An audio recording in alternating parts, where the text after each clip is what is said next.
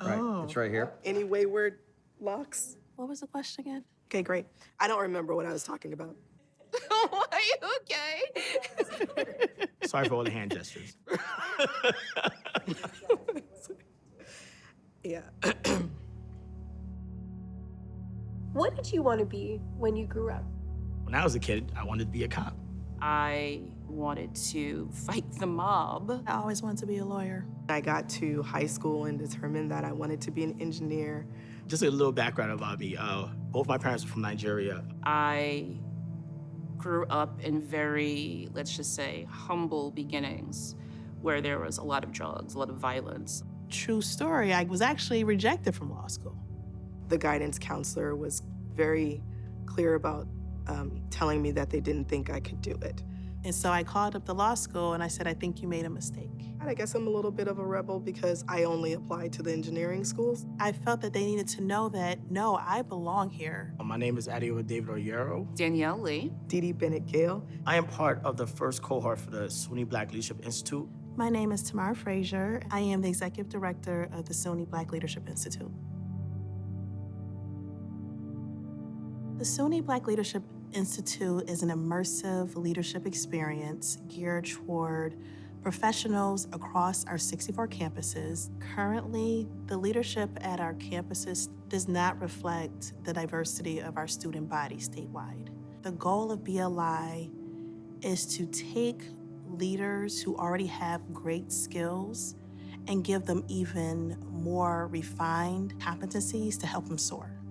If I were to teach somebody about leadership, I would tell them what it is not. It's not power. It's not always about the...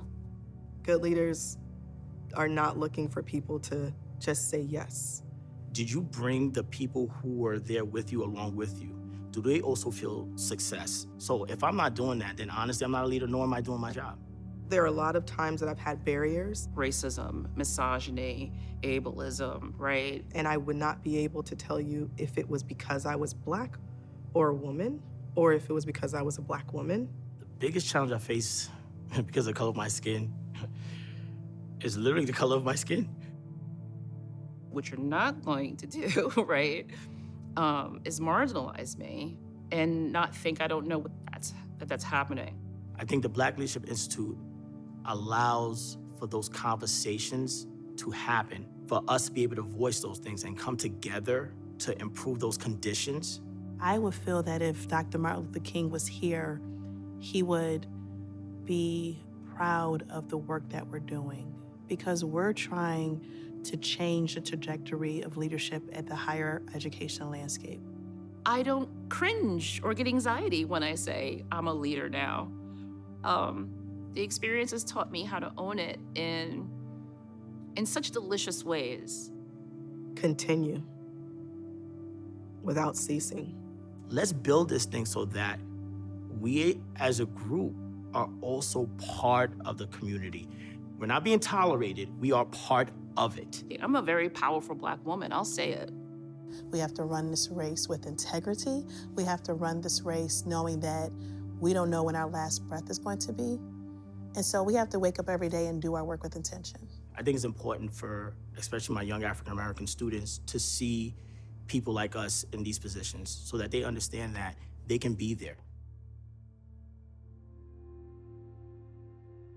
Leaders can affect change at every level. We're working to develop a set of leaders who will empower their communities to make a difference in the lives of individuals. And that happened for me.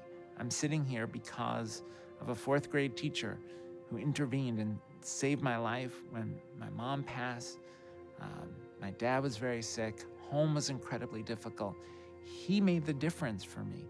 That's why I'm here today. We are trying to empower a group of leaders who can make that individual difference in countless lives.